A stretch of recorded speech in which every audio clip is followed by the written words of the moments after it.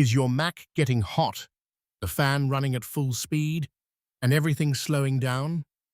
In this video, I'll show you the 4 most common causes of Mac overheating and how to fix them step by step.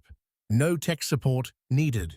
Step 1. Close apps draining your CPU. Often, it's just one runaway app pushing the processor to 100%. Press Command and space, then search for Activity Monitor. Click the CPU column. If any app is above 90%, select it and click the X button at the top left to close it. Step 2.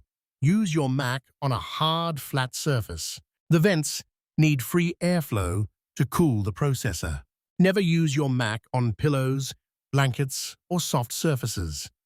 Keep it on a hard desk or a raised stand. Make sure the vents on the back or sides are not blocked. Step 3. Update macOS and your apps. Outdated software can have bugs that make the CPU work harder than necessary. Click the Apple logo in the top left, then System Settings, then General, then Software Update. Install all available updates. Step 4. Reset the SMC. Intel Macs only. The SMC controls fans and temperature. A reset often fixes stubborn overheating issues. Shut down your Mac.